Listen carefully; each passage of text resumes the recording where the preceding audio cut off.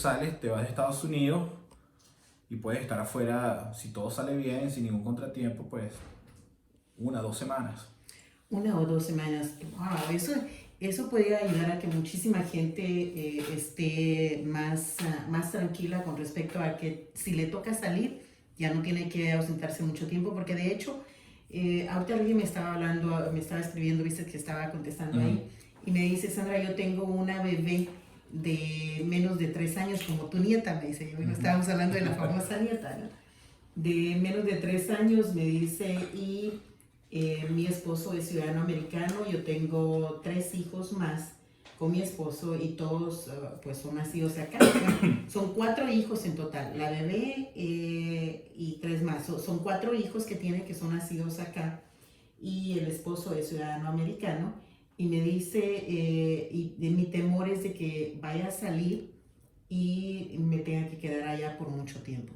Pero qué bueno que estás escuchando, Magali se llama, Okay. y le voy a dar tu número. Es más, de una vez le voy a dar, Magali agarra el número de teléfono del abogado, es 310-241-3826, 310-241-3826, su nombre es Luis Rondón y es de la oficina de abogados de Luis Rondón.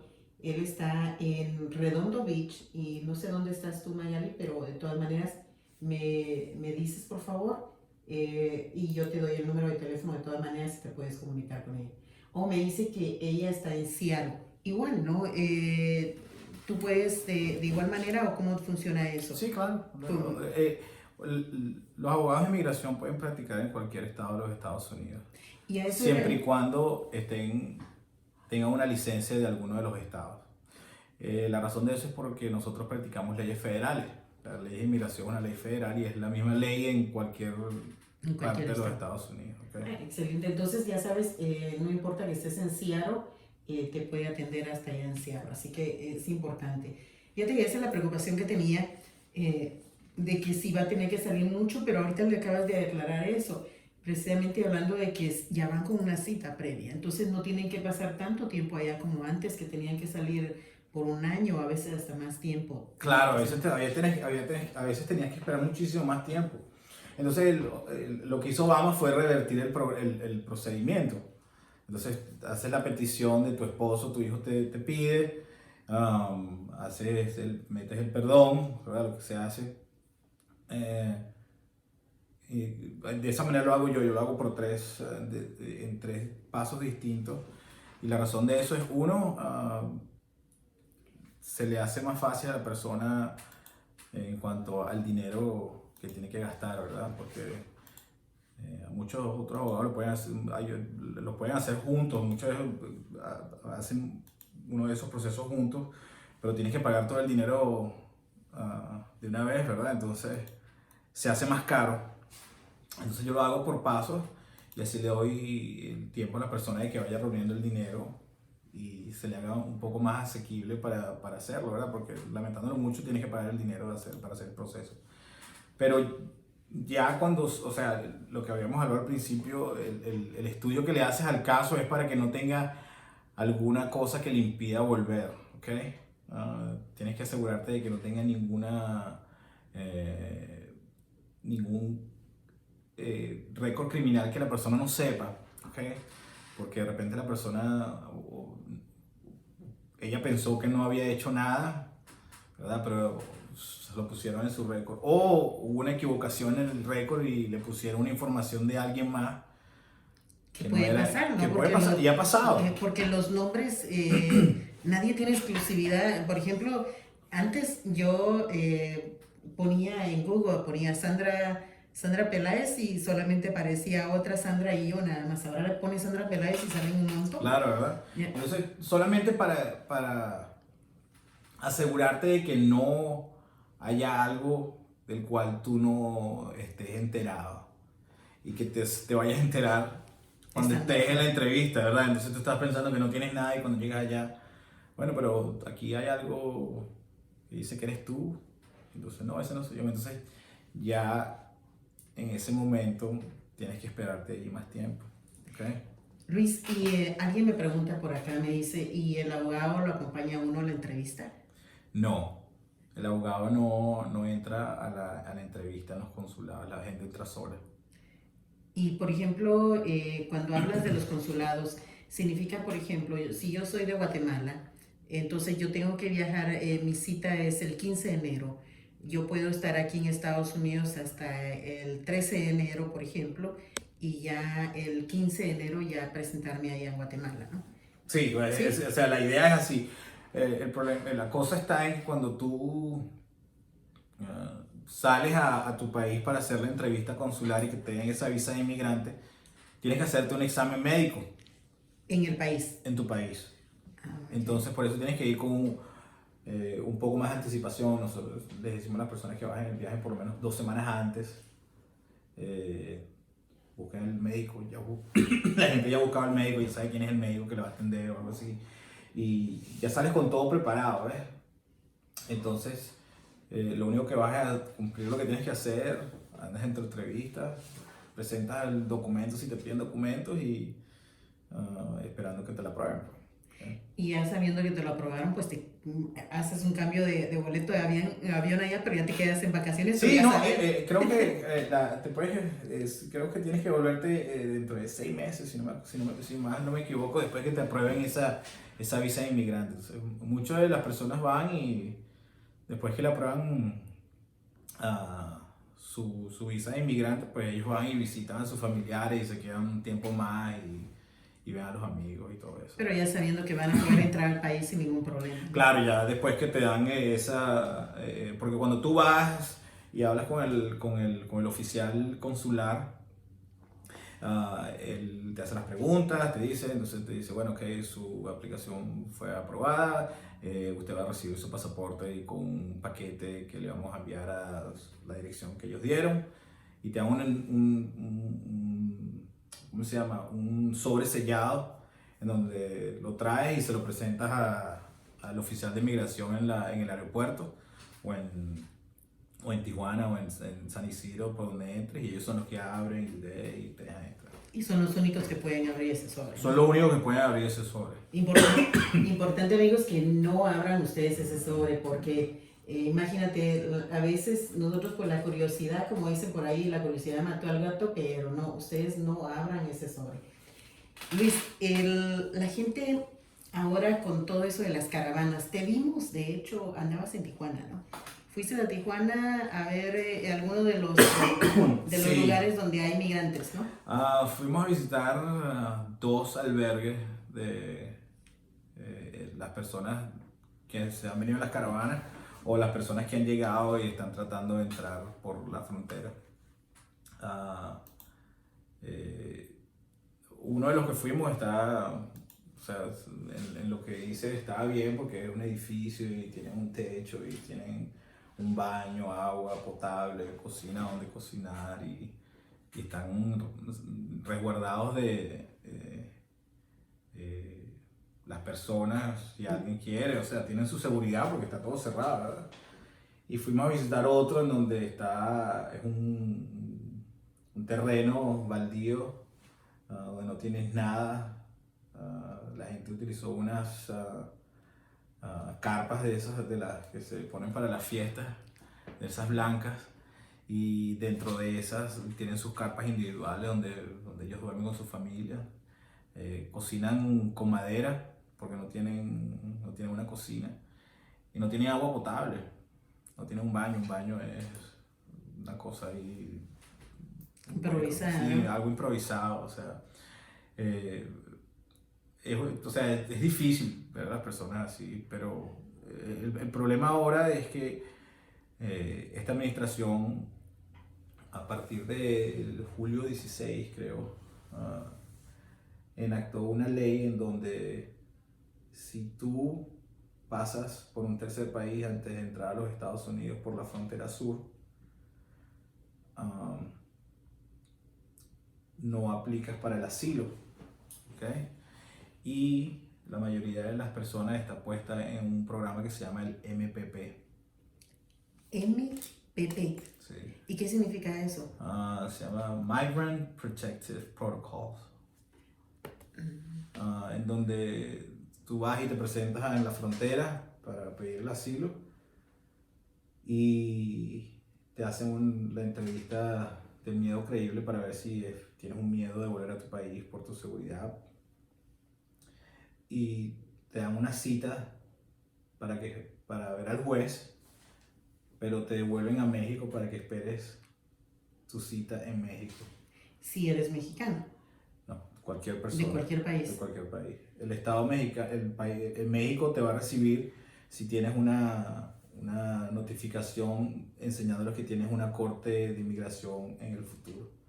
Entonces cuando te devuelven, pues le enseñas eso y te dejan entrar a esperar el día de la corte. Sin ninguna garantía de que vas a estar en un refugio ni nada, sino que tú nada más lo único que tienes es de que vas a venir a una cita de migración, pero en realidad sin ningún amparo del gobierno, sin ninguna promesa del gobierno. Nada, o sea, absolutamente nada. Ellos te devuelven y el México no te va a deportar a tu país porque tienes esa corte en el futuro. O sea, ese es el acuerdo que llegaron Estados Unidos y el gobierno mexicano.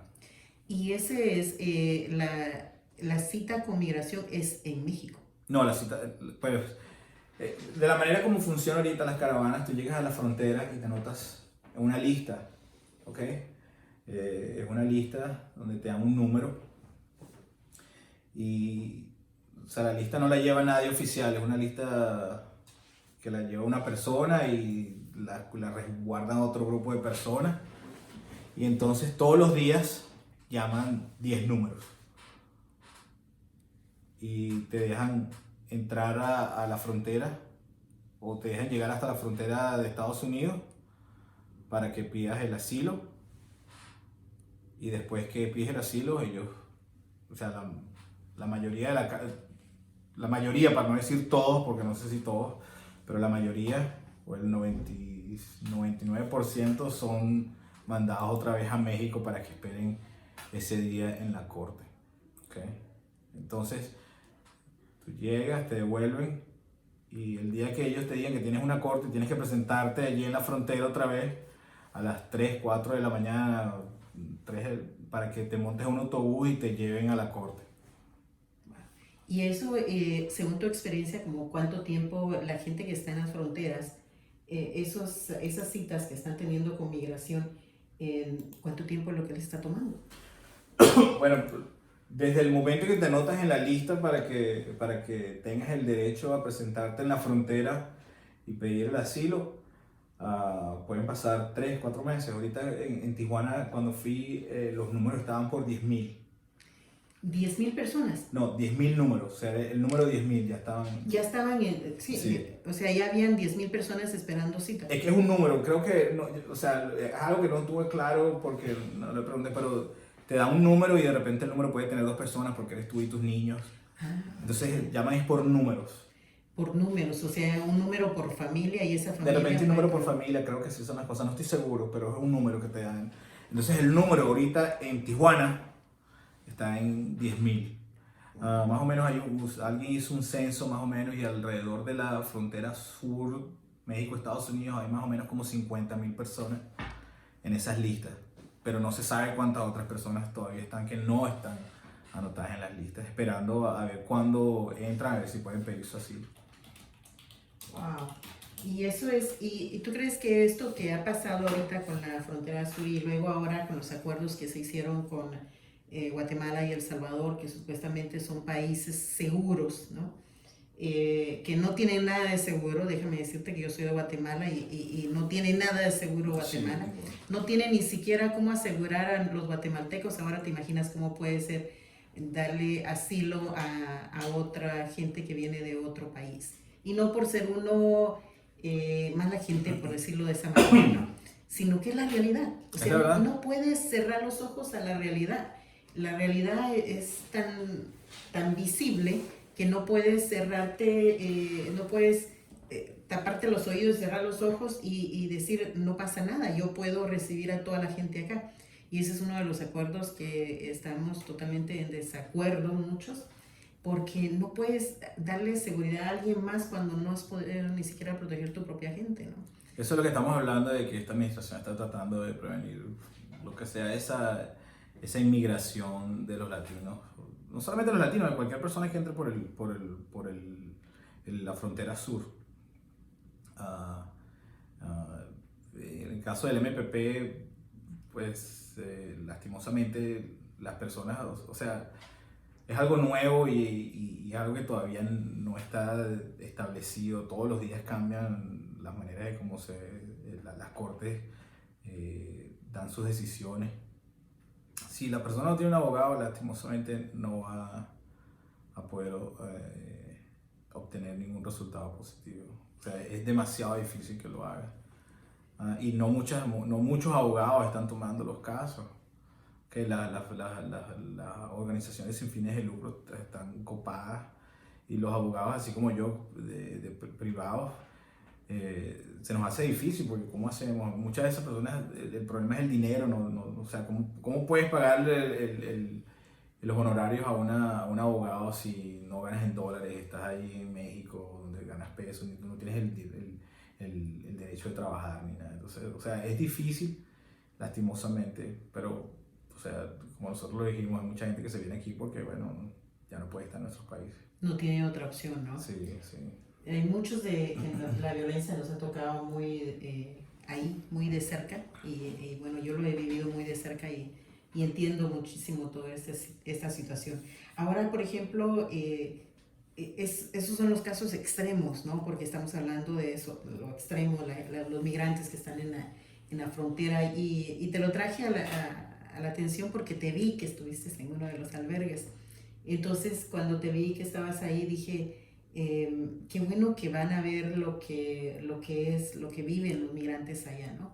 Para ver de qué manera ellos como abogados pueden también, de cierta manera, ayudar a que las leyes se modifiquen o que haya alguna forma de poder hacer las cosas más accesibles, no tan... dicen la gente, mira, todos los países tenemos migración, todos los países. Y uno de los países más complicados en migración, pues, son los mismos de nosotros, ¿no? Guatemala es uno de los países más complicados de los migrantes antes, ¿no? Ahora ha cambiado un poco la ley, pero solo nos enfocamos en la migración de Estados Unidos. Y algunos dicen, no, es que ¿por qué todo el mundo se quiere ir a Estados Unidos si no es el único país? Pero en realidad yo no tengo ni yo tengo bien claro por qué yo me vine para Estados Unidos hace tantos años. Pero al llegar acá, pero desde muy chica, a mí como era parte de la cultura o algo así, ¿no? Y te dicen, te vas a Estados Unidos, trabajas y traes dinero y sigues haciendo tu carrera, lo que sea acá, ¿no? Claro. Y entonces yo creo que todos hemos seguido con eso y es un patrón que se repite y se repite, ¿no? Porque ciertamente hay otros países que te ofrecen incluso otro tipo de leyes de migración y te dan acceso a que puedas vivir en sus países, ¿no?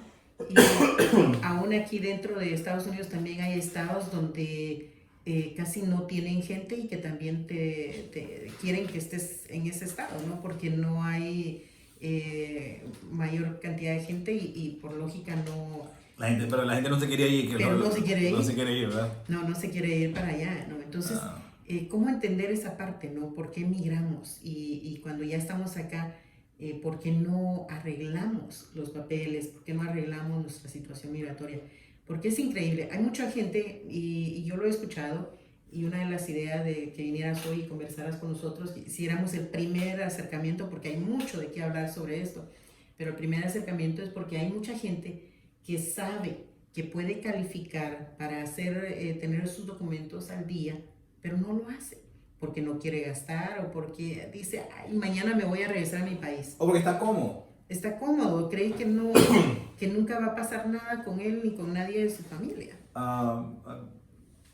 Hace mucho tiempo, antes de estudiara, antes de que me graduara abogado y antes de que pensara en hacerme abogado, yo conocí a esa persona y esta persona estaba casada con una ciudadana y tenían hijos, era un matrimonio de verdad y tenía la posibilidad de salir porque solamente había entrado una sola vez, nunca se había metido en problemas, nunca había estado, o sea, una persona íntegra. Y no, ¿para qué me voy a hacer eso? No, lo hago después. Porque está cómodo, O sea, no tiene ese miedo o de repente tiene miedo de salir. ¿Okay? Pero también está, mira, alguien me estaba diciendo ahorita acá, Sandra, pero ¿qué pasa conmigo? Mira, me dice, mira la pregunta que me están haciendo, me dice, mira, yo tengo en este país más de 35 años y nunca había querido arreglar mis papeles. Primero porque salí para Canadá hace como 30 años y me agarraron. Hace 30 años. Y la pregunta va a que, ¿cuánto tiempo, hablabas hace un ratito, de que de repente hay casos que les pueden afectar y que ellos no saben? Dice él que le dijeron una oficina con los que fue a tratar de arreglar de que su caso ya estaba resuelto, o sea que ya no tenía ningún problema con esa deportación que tuvo hace 30 años, pero que a la hora de que empezó a hacer sus papeles le empezaron a sacar todo y que paró todo porque le dio miedo de que lo deportaran. El problema de esto es que fue hace 30 años. Ajá. De repente no se acuerda bien. Él no sabe qué le dieron cuando entró, cuando lo agarraron. No sabe si solamente lo dejaron entrar o si lo mandaron a la corte de inmigración. O sea, esas son las preguntas que se tienen que hacer. Porque si él tuvo una orden de deportación cuando entró, si lo mandaron a la corte, porque la cosa está en que cuando tú entras y te agarran y de repente te dejan entrar, ¿ok? Lo más probable es que te manden a la corte, ¿verdad? Porque ya te agarraron entrando y entonces te vamos a dejar entrar para que continúes tu proceso dentro de Estados Unidos. Pero ya estás en un proceso de deportación. ¿Okay? Cuando ya entras a la corte de inmigración es porque estás en un proceso de deportación. ¿Okay? Si no te presentas a todas las cortes que tienes, te van a dar una orden de deportación en absencia. ¿Okay? Esa orden de deportación en absencia tiene otras consecuencias. Como te da un tiempo en el cual no puedes aplicar para nada o ya no puedes aplicar en ningún sentido, tienes que volver a reabrir el caso si se puede y pedirle al juez que por lo menos te cierre el caso o que te deje continuar el caso. Pero eso son cosas que se tienen que preguntar, no en el aire, pero él tiene que buscar un abogado, ¿ok? Y que ese abogado sea el que le haga las preguntas. De repente se tiene que buscar los récords en la corte, a ver si tiene algo en la corte, o a ver si tiene algo en inmigración, o a ver si tiene algo con ICE. Y desde ahí entonces él ve qué es lo que pasó. O con el CBP, que es el que está en la frontera. De repente ellos te agarraron, te tomaron las huellas, te dejaron entrar o te volvieron a sacar. O sea, esas son las preguntas. Hay que saber un poco más qué fue lo que le pasó a él hace 30 años para saber si él puede optar. Sí, porque él dice que dejó de seguir el trámite que estaba haciendo porque le empezaron a preguntar todo eso. ¿Pero quién le empezó a preguntar todo eso? La oficina donde fue a que le iban a hacer el trámite de inmigración. Claro, claro. Y entonces, es algo normal, ¿no? Tienen que saber, tú decías hace un rato de que tienes que saber todo para ver y prevenir de que a la hora de que hagas el perdón y tengas que salir, pues que te sorprendan con algo que no sabías. Claro, al que le tienes que decir la verdad es a tu abogado, porque él es el que te va a decir si puedes salir, si puedes aplicar o no puedes aplicar. ¿Okay? Porque si no le dices toda la información que nosotros necesitamos saber para determinar si tienes un caso viable o no, entonces inmigración y el gobierno tienen acceso a mucha más información que nosotros, ¿verdad? Ellos tienen acceso a los récords criminales, los récords de la corte, lo que tenía en inmigración, lo que tenía el CBP, lo que tenía... Entonces, todavía hay una manera de obtener toda esa información sin correr el riesgo de que vayan a ir a tu casa a buscarte o algo así, ¿okay? Bueno, y eso me lleva a la otra pregunta que estaban haciendo por acá, pero antes quiero darles el número de teléfono para que lo anoten y luego les voy a subir el video en YouTube. También les voy a poner ahí el video para que lo sepan. Y es el número de teléfono de Luis Rondón, de la oficina de abogados de migración es el área 310-241-3826, 310-241-3826. Ellos están ubicados en el 1604 Aviation Boulevard en Redondo Beach, California, 90278. Y la página es la página que era la que me ibas a poner. Ese es mi Instagram, porque por el Instagram, si está muy lejos, Ajá. si está en otro estado, si está en otra ciudad muy lejos, se puede hacer una videoconsulta y no tiene que ir a la oficina. Exacto. Bueno, entonces para los amigos que están lejos y que quieren hacer una videoconsulta, fíjense qué interesante cómo la tecnología y cómo la está aprovechando Luis para poderlos apoyar a ustedes con los asuntos de migración. Es en Instagram Rondon Lab, L-A-W, es L de Luis, R-O-N-D-O-N-L-A-W. Entonces así lo encuentras en Instagram y por supuesto el número de teléfono 310-241-3826, 310-241-3826 para mayor información. Estaba haciendo alguien una pregunta ahorita precisamente hablando de las cosas que están, de los cambios que están pasando con el Real ID. Y que si la gente es una forma de que migración está haciendo como una, ellos le dicen, ¿qué me decía? Estoy leyendo por acá. Si dice que sí es como una forma de ubicación de los que no tenemos papeles, dice. Ellos dicen que no, de que no debería impactar en si te van a buscar o si ellos van a compartir esa información con ICE, con inmigración. Pero, o sea, nunca sabe. Uno nunca sabe. Uno nunca sabe. Más vale prevenir, ¿no? Pero, o sea, si las personas que tienen una orden de deportación o que tenían que hacer un ICE check-in, así como cuando te dejan entrar, pero tienes que ir a presentarte en ICE cierto tiempo y decirle dónde está o cualquier cosa, o si has cometido un crimen, o si has cometido esa falta de no presentarte en la corte. Yo diría que no buscaras un ID porque, o sea, a mí me daría miedo que fueras y hubiera algo que ellos tienen ahí en donde deberían reportar eso. O sea, no sé, yo creo que no sé si algún abogado tiene esa información más precisa, pero mi consejo siempre es, si has estado en un proceso de deportación, si tienes una orden de deportación, si tienes una check-in, nunca fuiste, si te agarraron, no deberías buscar una licencia. Esa es mi opinión personal, solamente para que evites, porque, o sea, no sabes.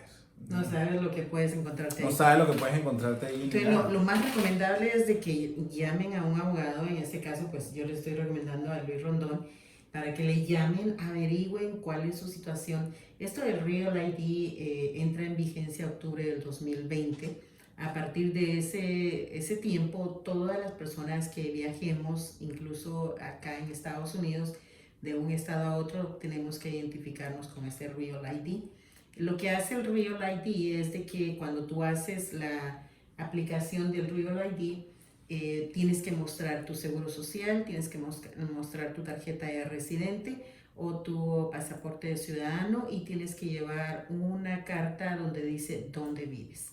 Entonces, cuando tú llevas todos esos documentos al DMV, pues automáticamente ya sale tu ID con una marquita que dice de que es un Real ID, ¿no? Entonces, ya eso, cuando tú te identificas en cualquier puerto de entrada o en cualquier aeropuerto, pues como ese es el que estás poniendo, pues ya ellos están sabiendo que tienes papeles. Pero si no llevas ese y estás viajando y dicen, según lo que estábamos leyendo por ahí, de que a partir de octubre del 2020, entonces para subir a un avión aquí internamente en Estados Unidos vas a requerir ese Real ID.